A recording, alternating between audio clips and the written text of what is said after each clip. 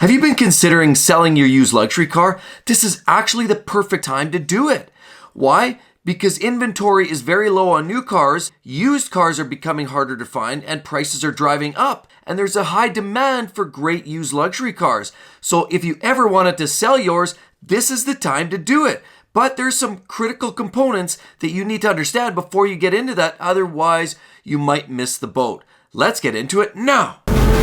Welcome back to the channel, everybody. Mark with exoticcarplayplace. So I'm here to tell you guys, if you've never sold a used luxury car, you'll find it very difficult to do so. So you definitely want to improve your chances. After all, used luxury buyers are often a little bit more of a fickle bunch. They often have very specific tastes, and they're very much enthusiasts. So they have a passion, a special burning desire to buy the right car, the car that strikes a real special interest to them. Because after all, life's too short to drive boring cars, right?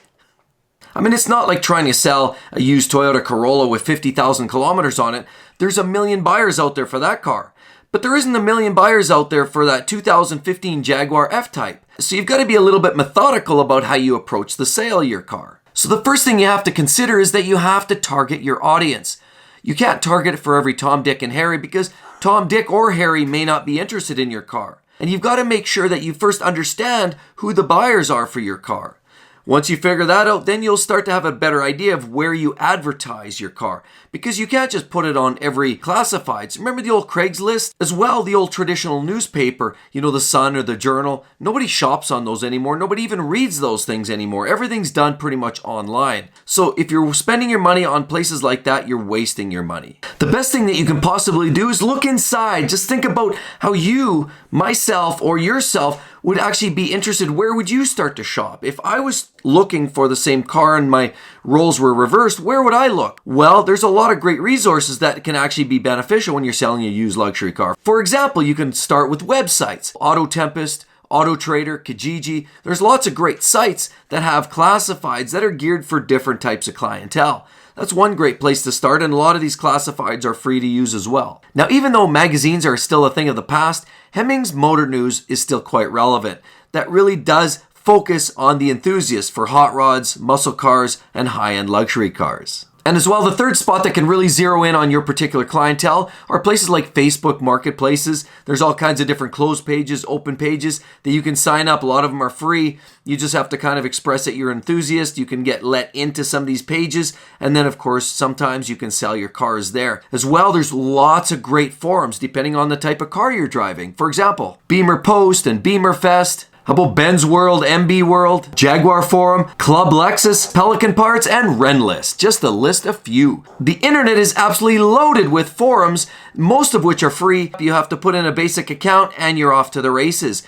And once you start indenturing yourself in the culture, once you start networking within the forums, you can start posting, and you can post your own vehicle in there. And often it's a great place because most of the folks on those forums have the same enthusiastic attitude about your car. They're enthusiasts. That's right, these cars are not just about A and B. A lot of these forums are geared towards gearheads like you, like me, people that can appreciate very interesting cars. So let's move on to the next great tip, and that is number 2, and that's all about the word of mouth. And this is very, very important because often, sometimes even general classifieds or forums don't always work. They often buy you a great advantage, but they're not always the go-to. Word of mouth is an exceptional way and a powerful way of potentially selling your used luxury car. Have you ever heard the term birds of a feather? You may have friends, you might have acquaintances who have similar interests and earning potential. They might be in the same market and they might like the same types of cars. Those are great opportunities to sell your used luxury car. So in other words, you may know other people in your circle of love that might be interested in buying your used luxury car. Another great opportunity on the word of mouth angle is maybe you have a mechanic. Okay, maybe you take your car to the dealer, but maybe you don't. A lot of people that start owning these luxury cars start learning where these smaller independent shops are. Maybe they have a private mechanic. If you know people like that possibly work on your car and they see a lot of customers and they have a lot of connections, often that's a great resource. You might even throw a few dollars at your mechanic. Sometimes you work in a deal. You might say, hey, I'll give you a certain percentage, or I'll give you $1,000, $2,000 on top to sell my car if you just put out the word. That is a very, very powerful tool, and I've seen it work firsthand. So another key element is make sure everything works on your car. Could you imagine one day you decided to spend 3 times the money on an all-inclusive trip to Fiji when you're normally used to going to a 3-star hotel in Mexico? Well, you can imagine the expectations are quite a bit higher.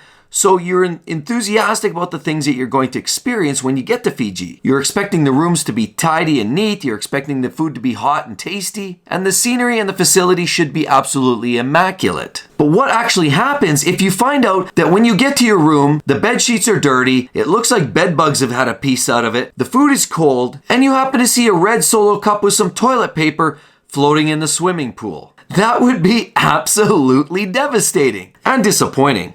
So really the same thing applies to a car. If you're selling a used luxury car, people that are buying those often have a higher level of expectation. And so as a result, there's some things you're definitely going to want to focus on. For example, make sure your seats look good. They're clean. Make sure that driver's side bolster is tidy, clean, and hopefully not too cracked. Also make sure the carpets are clean, vacuumed, and look tidy as well. I would also be sure to touch up some of those smaller rock chips and scratches if that's possible. And also another key thing that really does go a long way for the small cost is put a new windshield in the car.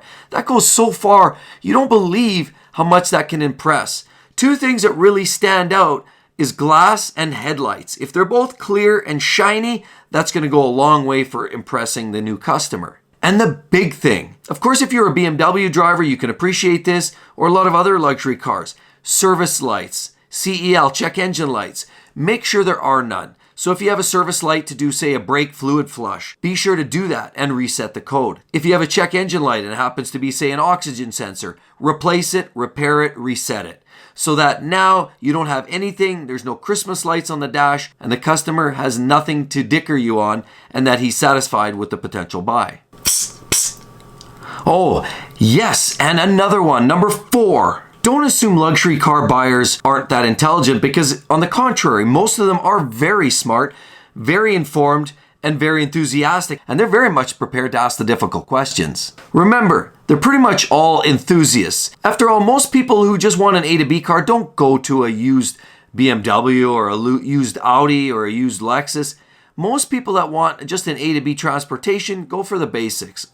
You know, a Toyota, a Honda, a Ford. They're not looking for a premium car because they know it'll cost a little extra money for ownership. So these are often enthusiasts, and enthusiasts know all the details already. So you better be prepared with all the right information. For example, nothing drives me nuts more than I've seen ads where some clown who's not a true enthusiast, and you can actually see, I've seen this in ads, Porsche 911 for sale, 3.6 liter V6.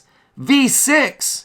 What kind of guy is that? When he says V6, everybody knows that a 911 has a flat 6 or a horizontally opposed engine, not a V6. So if somebody's saying V6, you know they're uninformed, misinformed, confused, out to lunch, and that's the last person you want to buy that car from, because chances are they know nothing else about it, and the car likely hasn't had the attention that it needs and deserves. So know all the technical specifications. I would also recommend that you learn about some of the specific features, some of the upgrades, some of the packages, because after all, when you get into the luxury car market, often you can bundle up package of upgrades, and you can get emblems in your headrests, you can get different leather packages, stitching, wheel sizes. I mean, you name it, the list goes on and on. So be sure to know what those upgrades are, because when they ask the question, you want to come back with an intelligent answer. And guaranteed there's going to be some extra things that the buyer's going to be very, very interested in. And if you can provide all of these, you'll likely have a sale. And some of those happen to be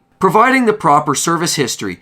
Do you have all that paperwork on hand? Ideally, you will. You'll have maybe 2, 5, 10 years of service history in your hand. You have all the detailed information, clutch jobs, new tires, brake jobs, oil changes. All of that servicing should be bundled up because they're going to want to see the service history. Be sure to have that on your hand. Never forget about the owner's manual. If you don't have one, I'd recommend ordering one. Get one just specifically for your vehicle, because without an owner's manual, that tells a million bad stories, and a real enthusiast will likely turn and run. Another thing is, most of these cars have miniature toolkits. They'll have the tow hook and some screwdrivers and some miscellaneous items.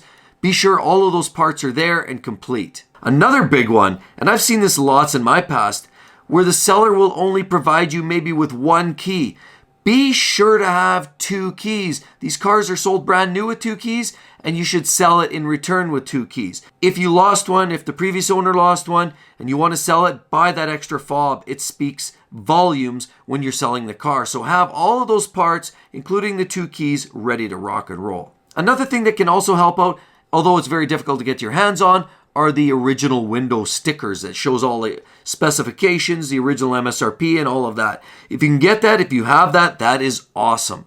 Very difficult, not the end of the world if you don't have it, but I would recommend including that if you've got it. Because that guaranteed will show the buyer that you are a true enthusiast that has a passion for that car, and likely they'll get the warm and fuzzy and quite often will make the offer right then and there. So the 5th thing actually has to do with status and the expectations of such. You know, there's hundreds of vehicles on the market. You can buy Toyotas and Hondas and Fords and GMs, and the list is absolutely endless. But people that are looking at a used luxury car really have a different attitude about the drive. It's not about A to B. It really is more about the enthusiastic driving experience. Because after all, again, life's too short to drive boring cars, and they can recognize that. And it's just a fact that a large volume of drivers just can't appreciate that. Only the enthusiast can. Many luxury owners also believe it's a bit of a status, and that it's a bit of an indicator that it's all about, hey, I've made it. Yes, I finally found success, and I've splurged. Many luxury car buyers and owners believe that it's more than just a car. It's actually a status symbol. And as a result, a lot of these buyers typically have a preconceived notion. And because of that, these buyers often are very particular. And with that, they have certain expectations. You've definitely got to want to treat these people with respect. You've got to represent well. The car should be clean. Hopefully, it's parked in front of a nice house. And you're not showing the car in a dark back alley somewhere. So really, you want to be friendly, you want to look professional, don't be rude, and look fresh. Fresh. Another thing that I find as well goes along very well with these types of buyers is sharing stories. Not the kind of stories where you said you ran the top speed of the car, or you bounced it off a few curbs, or you over-revved it 10 times in its lifetime into the red zone. Nobody wants to hear those. What they do want to hear is stories like, for example, you're out gassing up your car and a couple of strangers came over and commented about how beautiful the car was. Stories like that. Don't make up stories, but stories like that can often represent and give the enthusiastic buyer now a good feel, a warm and fuzzy, to confirm that they're actually making the right choice in buying this car, that other people have the same perception that it's a great car and it's worth buying. And of course, those 10 things not to tell the dealer if you're walking in to buy a brand new car. Hope to see you guys real soon. Catch you then. Bye-bye.